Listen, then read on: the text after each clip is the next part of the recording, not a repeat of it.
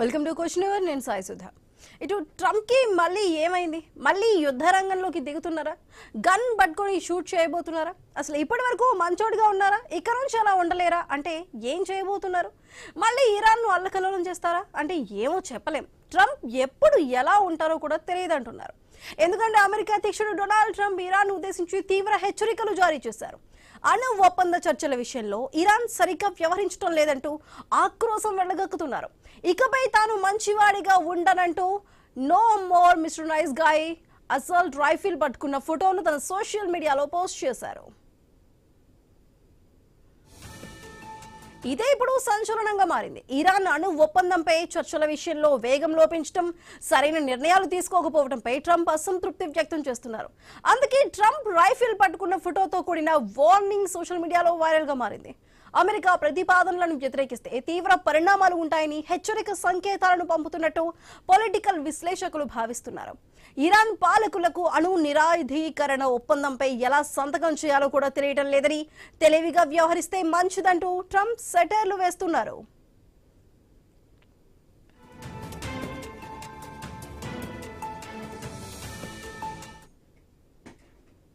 America చేస్తున్న ప్రతిపాదనలను వ్యతిరేకించడాన్ని Iran కొనసాగిస్తే తీవ్ర పర్యవసానాలు ఉంటాయనే సంకేతాలను ఇచ్చేలా ట్రంప్ తాజా హెచ్చరిక ఉందని పరిశీలకులు అంటున్నారు. అణ్వస్త్ర కార్యక్రమంపై గతంలో అమెరికా ఇరాన్ మధ్య కుదిరిన ఒప్పందం స్థానంలో కొత్త ఒప్పందాన్ని అమల్లోకి తేవాలని పట్టుదలతో ట్రంప్ ఉన్నారు. పాత ఒప్పందం సమగ్రంగా లేదని, దానివల్ల అంతర్జాతీయ భద్రతకు సరైన హామీ లభించడం లేదని ట్రంప్ గతంలో చాలాసార్లు చెప్పారు. నేరుగా అణ్వస్త్ర కార్యక్రమంపై సంప్రదింపులకు ఇరాన్ సిద్ధమైతే తప్ప చర్చల ప్రక్రియను ముందుకు తీసుకువెళ్లే ప్రసక్తే లేదని ఇటీవలి అమెరికా ప్రెసిడెంట్ తేల్చి చెప్పారు. ఇరాన్ పతనం అంచున ఉండబట్టే హార్మూజ్ జలసంధిని వీలైనంత త్వరగా తిరిగి తెరవాలని తమపై ఒత్తిడి చేస్తోందని ట్రంప్ తాజాగా వ్యాఖ్యానించారు. ఒక్కవేళ అణ్వస్త్రాలను పొందడంలో ఇరాన్ విజయవంతమైతే ప్రపంచమంతా దానికి బందీగా మారిపోతుందని ఆయన హెచ్చరించారు.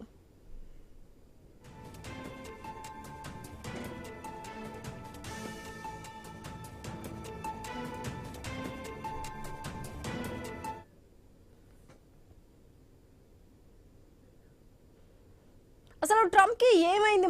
మళ్ళీ యుద్ధ రంగంలోకి దిగబోతున్నారా? అసలు గన్ పట్టుకొని ఫోటో షూట్ చేస్తున్నటువంటి ఫోటో సోషల్ మీడియాలో పెట్టడం, దాని వెనక అసలు ఏముంది? అసలు ఆయన వ్యూహం ఏంటి? ఈ విషయాల గురించి మనతో పాటు మాట్లాడడానికి విశ్లేషకులు బండారు రామ్మోహన్ రావు గారు, అదేవిధంగా తుల మధుసూదన్ రావు గారు కూడా ఉన్నారు. ముందుగా మధుసూదన్ రావు గారు, నమస్కారం అండి. నమస్తే అండి. మధుసూదన్ రావు గారు, ఇప్పుడు ట్రంప్ పెట్టిన ఫోటో పోస్ట్ ఏదైతే ఉందో అది ఇప్పుడు హాట్ టాపిక్ గానే ఉందని చెప్పాలంటే, ఎప్పటి వరకు నేను మంచోడిని కానీ ఇకపై నేను మంచోడిగా ఉండనంటూ కూడా పెట్టిన ఫోటో, గన్ పట్టుకొని వెనకాతల ఫైరింగ్స్ అవుతున్న బాంబులు వేస్తున్నటువంటి ఫోటోని పెడుతుంటే, అంటే ఇప్పటి వరకు మంచోడుగా ఉన్నారు, ఇక మీద మంచోడుగా ఉండరు, అసలు ఏ విధంగా చేయబోతున్నారు, అసలు ఏం చేయబోతున్నారు అనే టాపికే వస్తుంది. అసలు నిజంగా ఫోటో వెనుకున్న ట్రంప్ వ్యూహం ఏమంటారండి? నమస్తే అండి. ప్యానెల్లో ఉన్న రామ్మోహన్ రావు గారు కూడా, ట్రంప్ ప్రతిరోజు ఏదో ఒక కొత్త స్టేట్మెంట్ పట్టుకొని ట్రూత్ సోషల్ మీడియాలో పెట్టడం ఆయనకు ఆనవాయితీగా అలవాటుగా మారింది. అంటే ఎవ్రీడే ఆయన పబ్లిసిటీకి బాగా ఇంపార్టెన్స్ ఇస్తాడు. ఏదో రకంగా ప్రపంచ దృష్టిని ఆకర్షించాలనే విధంగా రోజుకు ఒక స్టేట్మెంట్ కి పొంతన లేకుండా మాట్లాడుతున్నాడు. ఇవాళ అసాల్ట్ సంబంధించిన రైఫిల్ ఫోటో పెట్టుకొని, నేను ఇన్ని రోజులు మంచివాడినే కానీ ఇప్పటి నుంచి నేను మంచివాడిని కాదు అనేటువంటి ఒక స్టేట్మెంట్. దీని మీద ప్రపంచం అంతా కూడా చర్చ జరగాలి, ట్రంప్ మీద చర్చ జరగాలి. ఎందుకంటే ట్రంప్ అనే వ్యక్తి స్టేట్మెంట్ల మీద ఎవరు కూడా నమ్మకం లేదు. ఎందుకంటే ఆయన పూటకొక మాట గడియకొక పని చేస్తున్నాడని గతంలో కూడా మనం చాలా సార్లు ట్రంప్ విషయంలో ఒక తుపాకీ రాముడు శాస్త్రంగా ఆయన తయారైపోయాడు. ఒక జోకర్ గా, ఇవాళ ప్రపంచ జోకర్ గా ఇవాళ ట్రంప్ మారిండు. ఎందుకంటే ఒక అగ్రరాజ్యమైనటువంటి డెమోక్రటిక్ రాజ్యం, ప్రజాస్వామ్యయుతంగా ఎన్నికైనటువంటి అధినేత, ఈ ప్రపంచంలో అగ్రరాజ్యంగా మనం భావిస్తాము. ఆ అగ్రనేత నుంచి రావాల్సినటువంటి స్టేట్మెంట్లు ఆయన పర్సనాలిటీ తగ్గ విధంగా రావడం లేదు. కాబట్టి చులకనగా ఇవాళ ట్రంప్ ఏ స్టేట్మెంట్ ఇచ్చినా, ఏ ఫోటో పెట్టినా మళ్ళీ యుద్ధ వాతావరణం వస్తుంది అని చెప్పడము, ఇరాన్ మాకు కంట్రోల్లో ఉండటం లేదని చెప్పే విధానం ఏదైతే ఉన్నదో, దీన్ని పూర్తిగా ట్రంప్ ను ఒక జోకర్ గా చూస్తుంది వాళ్ళ ప్రపంచం అంతా కూడా.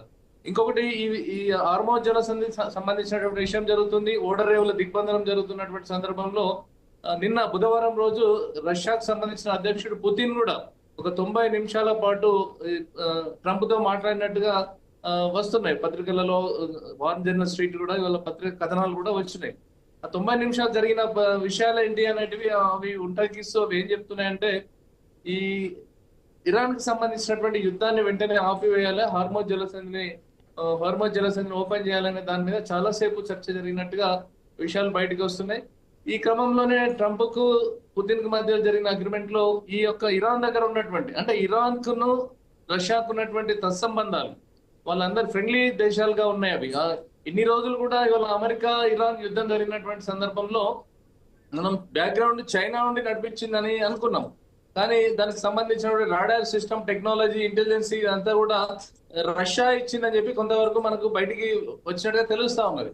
ఒకటి డైరెక్ట్ రష్యానే నేరుగా ఇవాళ ట్రంప్తో మాట్లాడుతూ ఈ రెండు దేశాల మధ్య ఒక సద్భావ వాతావరణం రావాలి, ప్రపంచ శాంతి జరగాలి, ఈ యుద్ధాలు మంచి కావని చెప్పి మాట్లాడినటువంటి సందర్భంలో ఈ అణు ఇంధనానికి సంబంధించినటువంటి ఈ మన దాన్ని యురేనియం సంబంధించినటువంటి దాన్ని ఏం చేయాలని దాని మీద పెద్ద ఎత్తున చర్చ జరిగినట్టు తెలిసింది. ఆ చర్చలో భాగంగా ఈ ఇరాన్ దగ్గర ఉన్నటువంటి యురేనియం నిల్వలన్నీ కూడా రష్యా తీసుకుపోవడానికి మాట్లాడిందని చెప్పి కూడా విషయం తెలుస్తా ఉన్నది. ఈ రష్యా తీసుకపోతే అభ్యంతరం లేదు అన్నట్టుగా అమెరికా ఇవాళ కొంతవరకు తల వంచినట్టుగా, కొంత తప్పని పరిస్థితి, ఇవాళ యుద్ధం చేసే పరిస్థితిలో ఇప్పటికే అమెరికా 2,500 కోట్ల డాలర్లని ఇవాళ ఖర్చు చేసింది. 2,500 కోట్ల డాలర్లు ఖర్చు పెట్టి ఇవాళ అమెరికా యొక్క పరిస్థితి దిగజారింది. అంటే వాళ్ళ యొక్క ఎకానమీ కూడా దెబ్బతినేటువంటి ప్రమాదం ఉంది. కాబట్టి ఏదో ఒక స్టేజ్ లో ఈ యొక్క యుద్ధాన్ని ఆపాలి అనే ఒక పరిస్థితిలో అమెరికా ఉన్నది. మధ్య మార్గంలో ఇవాళ రష్యా రావడం కూడా అమెరికాకు ఒక సహకారం లాగా దొరికినట్టు అయింది. అంటే వరదలో కొట్టుకోబోతున్నటువంటి వ్యక్తి గడ్డిపూచ దొరికినా కూడా పట్టుకొని బయటకు వెళ్తాం కదా, ఆ విధంగా ఇవాళ రష్యా ఏదైతే ఇన్వాల్వ్ అయిన తర్వాత యురేనియం నిల్వలు ఇవాళ రష్యా తీసుకుపోతుంది అంటే కొంత సానుకూలమైనటువంటి వాతావరణం కనబడతా ఉన్నది. అంటే త్వరలోనే ఈ రెండు దేశాల మధ్య జరిగిన చర్చలో ఒక మంచి ప్రకటన, హార్మోజ్ జలసంధి గతంలో ఎప్పుడు కూడా అది బంద్ లేదు. ఇవాళ అమెరికా ఇజ్రాయెల్ దాడుల తర్వాతనే వాళ్ళని కట్టడి చేయడానికి అంటే ప్రపంచాన్ని కట్టడి చేస్తే ఈ అమెరికా ఉన్న ఇజ్రాయెల్ తగ్గుతున్న ఆలోచనలో ఇరాన్ IRGC వాళ్ళ ద్వారా ఇవాళ హార్మోజ్ జలసంధి మీద నియంత్రణ చేయడం డైరెక్ట్ గా ఇవాళ ఏమైతుంది, రేపు పొద్దున్న పుతిన్ అమెరికా రష్యాల చర్చ ద్వారా, రష్యా అమెరికా చర్చ ద్వారా ఇరాన్ ఇన్వాల్వ్మెంట్ తోటి ఇక్కడ ఉన్నటువంటి ప్రధానమైన అంశం ఏంది, వీళ్ళ దగ్గర అణ్వస్త్రాలు ఉంటే ఇది ప్రపంచానికి ఆటంకం అవుతుంది, ప్రపంచ శాంతి కోల్పోతుంది. వీళ్ళు ప్రజాస్వామ్యమైనటువంటి ప్రభుత్వం ఇరాన్ లో లేదు కాబట్టి ఒక నియంత్రణ ప్రభుత్వం ఉంది, IRGC ఆధ్వర్యంలో ఇక్కడ నడుస్తున్నటువంటి ప్రభుత్వం ఉంది కాబట్టి అణ్వాయుధాలు ఉంటే ప్రపంచానికి ఎప్పుడైనా కూడా పెనుముప్పు ఉంటుంది. కాబట్టి మధుసూదన్ గారు మనం కంటిన్యూ చేద్దామండి, ఒక షార్ట్ బ్రేక్ తీసుకుని తర్వాత కంటిన్యూ చేద్దామండి.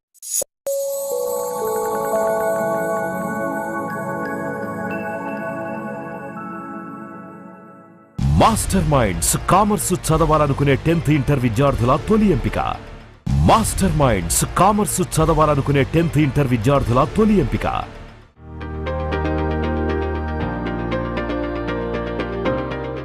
మాస్టర్ మైండ్స్ కామర్స్ చదవాలనుకునే 10th ఇంటర్ విద్యార్థుల తొలి ఎంపిక. మాస్టర్ మైండ్స్ కామర్స్ చదవాలనుకునే 10th ఇంటర్ విద్యార్థుల తొలి ఎంపిక. మాస్టర్ మైండ్స్ కామర్స్ చదవాలనుకునే 10th ఇంటర్ విద్యార్థుల తొలి ఎంపిక.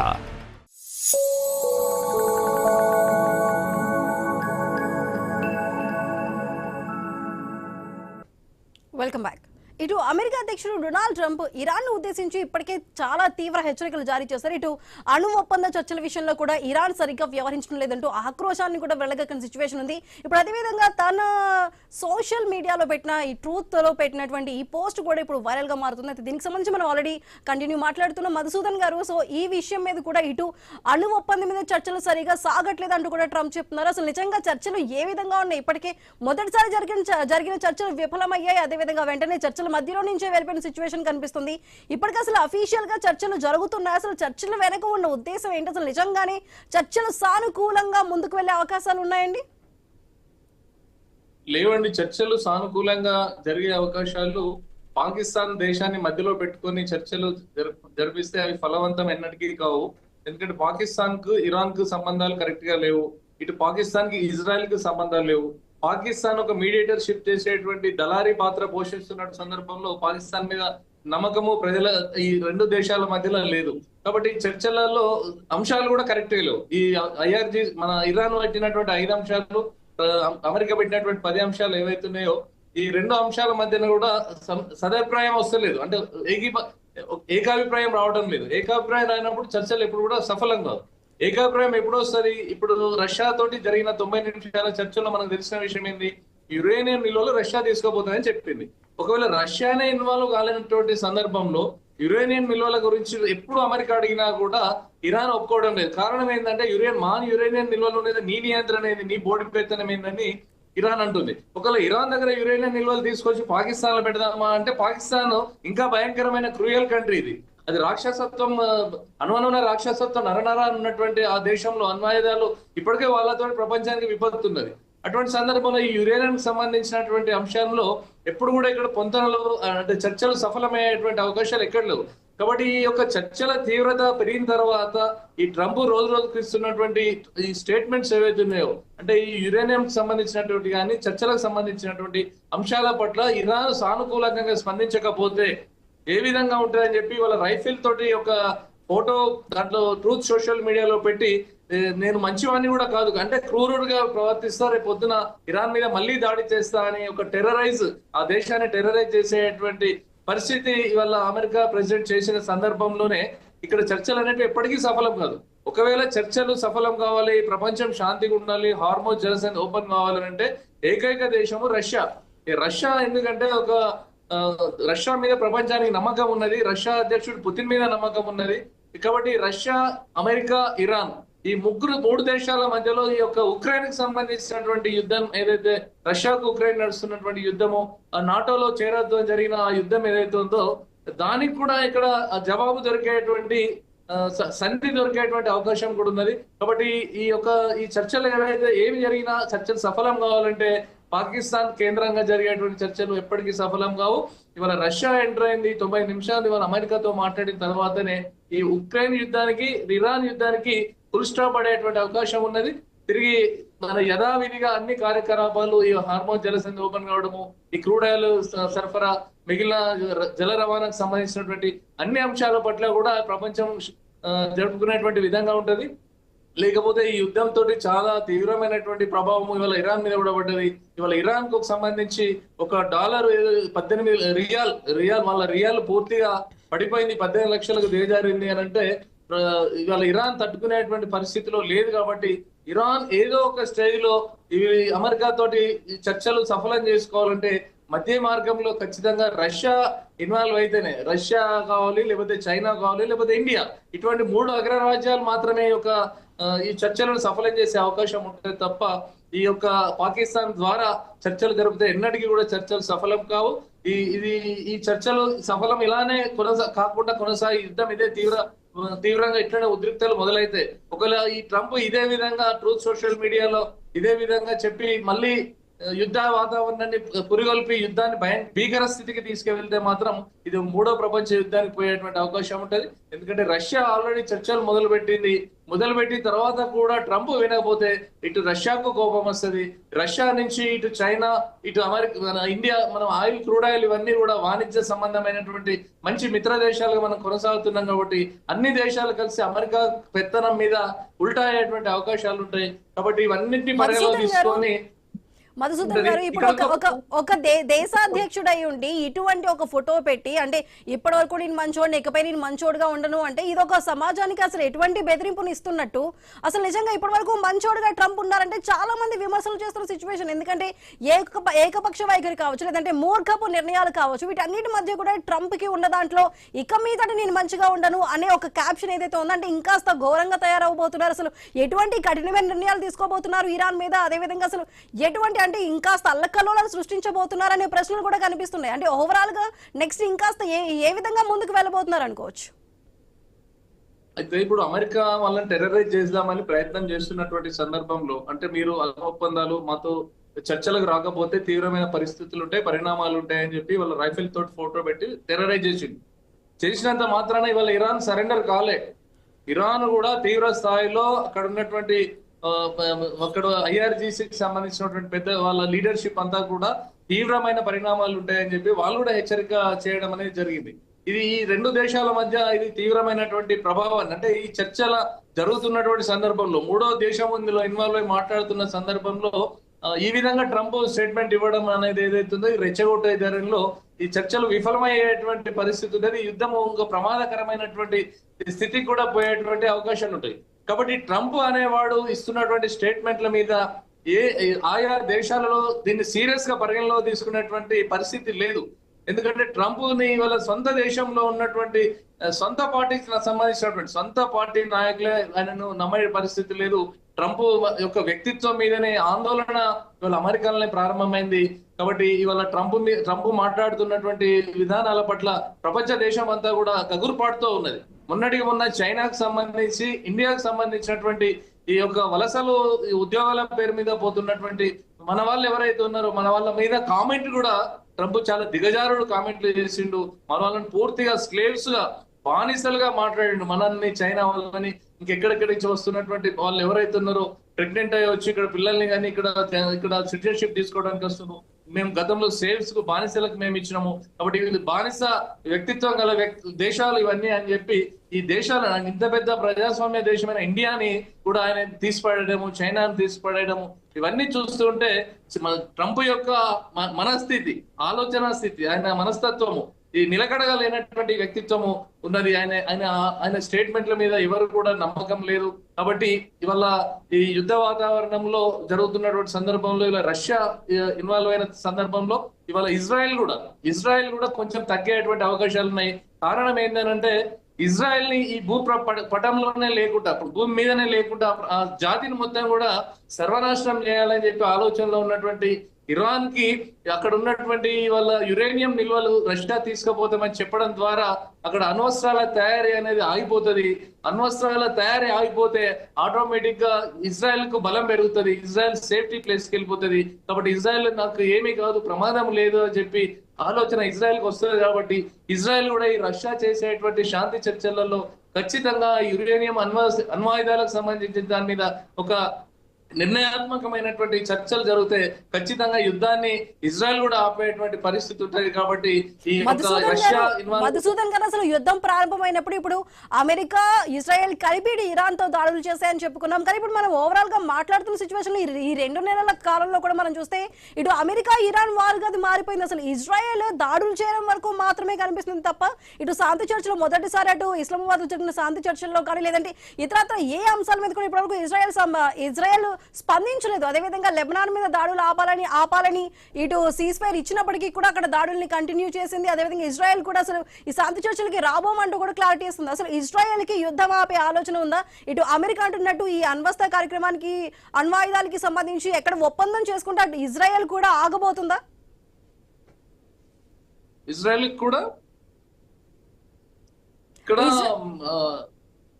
చెప్పండి. అదే ఇజ్రాయెల్ కూడా ఇప్పుడు అణ్వస్త్ర కార్యక్రమానికి సంబంధించి ఇటు అణ్వాయుధాలకి సంబంధించి ఒప్పందంకి వస్తాయి, ఇజ్రాయెల్ కూడా దాడులు ఆపే అవకాశం ఉంటుంది. అసలు ఇజ్రాయెల్ ఎందుకని ఇప్పటి వరకు కూడా స్పందించట్లేదు? ఇజ్రాయెల్ ఇంతకు ముందు ఈ పాకిస్తాన్ మీడియేషన్ షిప్ లో జరిగినటువంటి చర్చలలో ఇన్వాల్వ్ కాలేదు.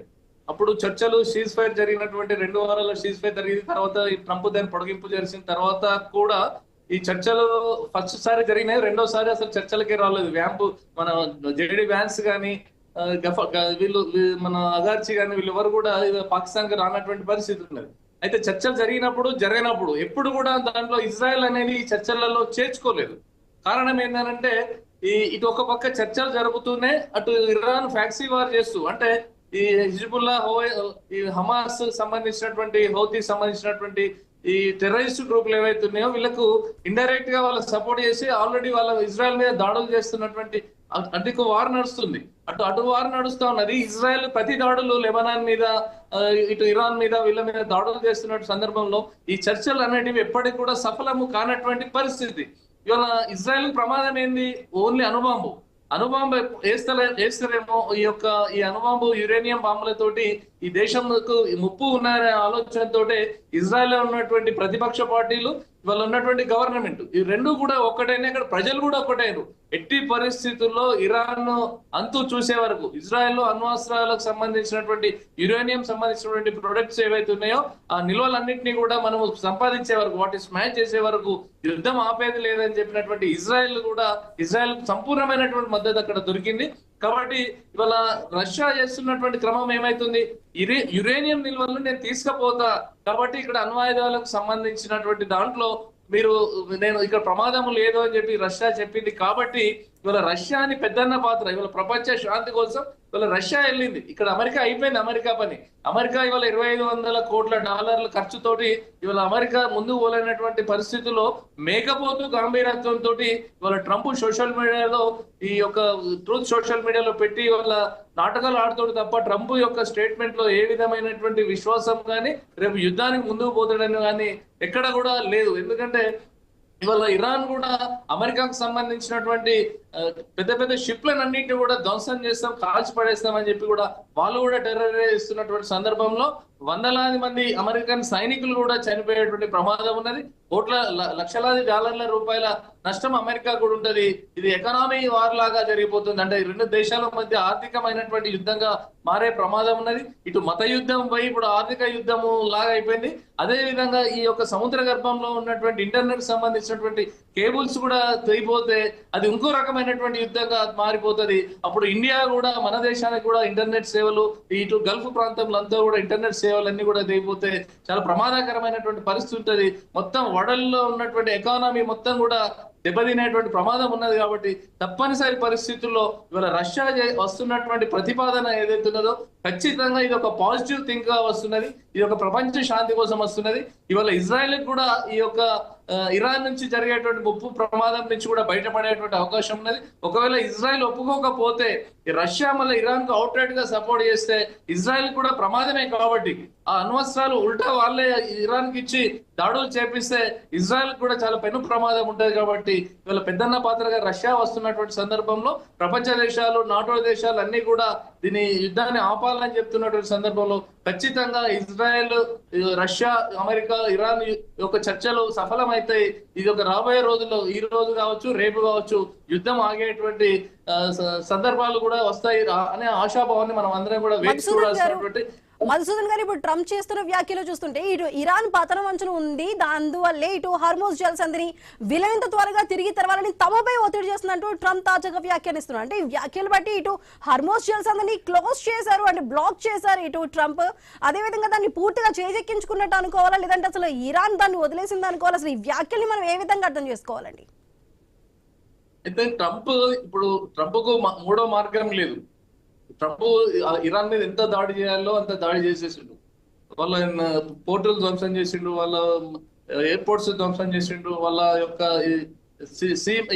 మొత్తం వాళ్ళ ఇన్ఫ్రాస్ట్రక్చర్ అంతా కూడా డ్యామేజ్ చేసేసిండు. ఇక ఇరాన్ లో యుద్ధం ఏం చేస్తాడు, చేసే పరిస్థితి లేదు.